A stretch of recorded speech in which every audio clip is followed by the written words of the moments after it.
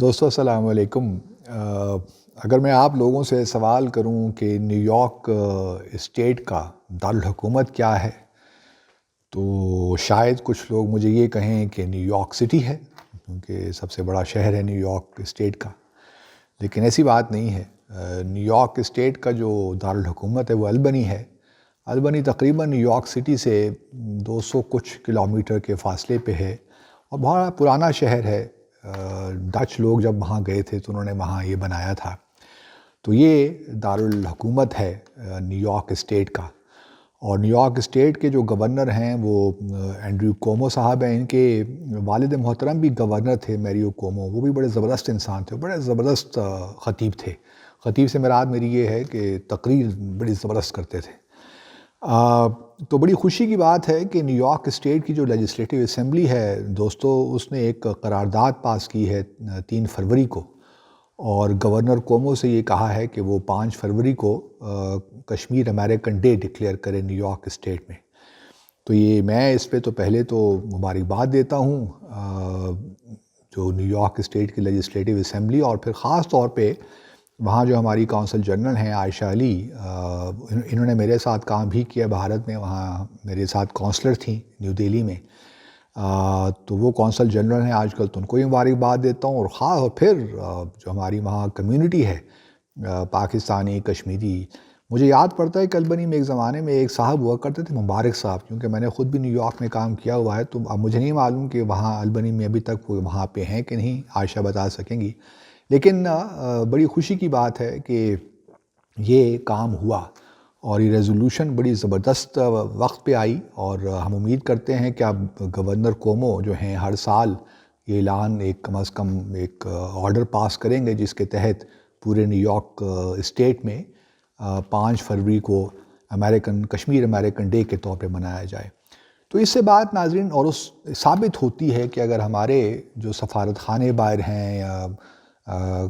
کانسلیٹس ہیں یا کانسلیٹس جنرل ہیں، اگر وہ صحیح معنوں میں اپنا کام کریں تو بہت کچھ ہم اچیو کر سکتے ہیں۔ ایسی کوئی بات نہیں ہے کہ ساری راہیں بند ہو گئی ہیں، یہی آہستہ آہستہ جمع کرتے کرتے بہت سی چیزیں ہو جاتی ہیں۔ تو یہ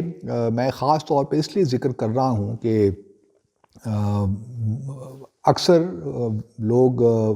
ہیلے بہانے تلاش کرتے ہیں کہ جی پاکستان کے حالات نہیں ہیں، ہمیں کہیں سے سپورٹ نہیں ملتی، یہ ہو گیا وہ ہو گیا، یہ مسائل ہیں وہ مسائل ہیں۔ مسائل ہیں، چیلنجز ہیں، تبھی تو کام کرنے کا مزہ ہے، اور جب چیلنجز آپ کو زیادہ ہوں تو اور اس میں سے آپ کچھ اکمپلش کر لیں، کچھ اچیو کر لیں تو اور مزہ آ جاتا ہے۔ تو یہی بات میں نے ابھی سے کچھ دن پہلے اپنی ایک ویڈیو وی لاگ میں بھی کی۔ اس سے پہلے کہ میں اس کا ذکر کروں ناظرین، یہ بھی بتاتا چلوں کہ ایک اور بڑے ہماری اس وقت سفارت خانے، کچھ کافی سفارت خانوں میں اس طرح ہمارا جو مشن ہے پریٹوریا میں، وہاں جو ہمارے ہائی کمشنر ہیں ڈاکٹر مظہر جاوید، اس طرح یو ایس کے اندر بھی ایک ویبینار ہوا، بہت سے ویبینارز بھی ہوئے ہمارے سفارت خانوں نے باہر کروائے، اور جو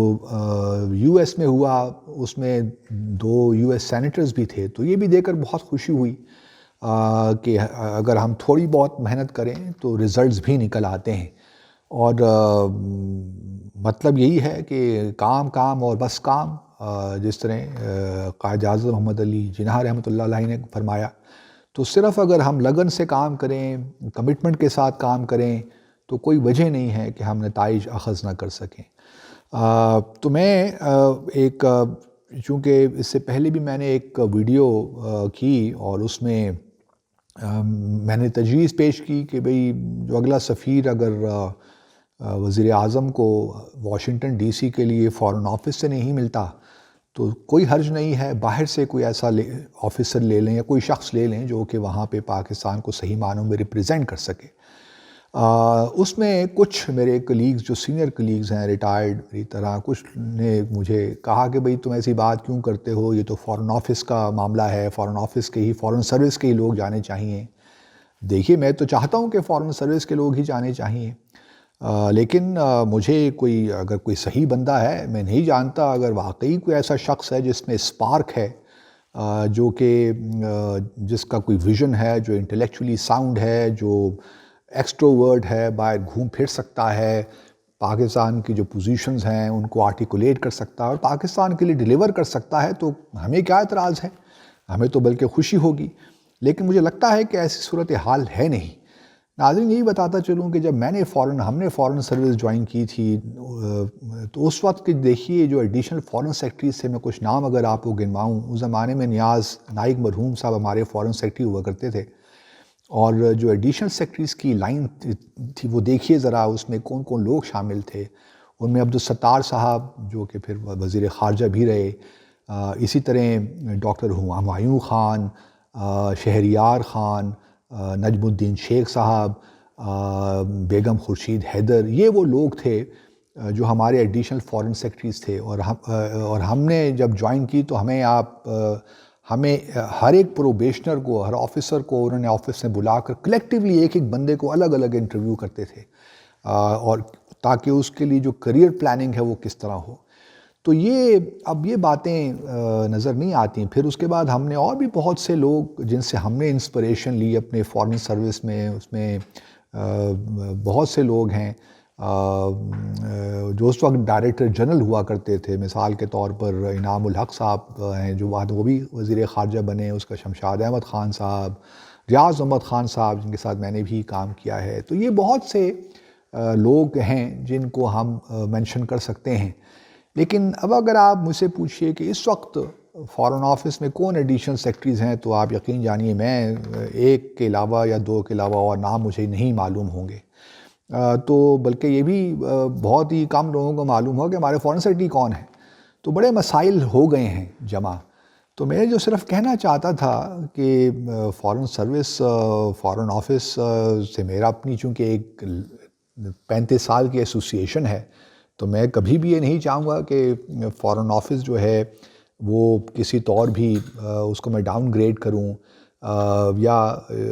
اس کی تذلیل کروں. صرف بات یہ ہے کہ وہ حالات نہیں رہے جس طرح باقی پاکستان کی زندگی کے شعبوں میں ہماری اوور آل بیوروکریسی میں ایک ڈیٹوریشن سی ہے، وہ فارن آفس سے بھی نظر آتی ہے. لیکن اب جو نئی لاٹ آ رہی ہے وہ بہت زبردست ہے.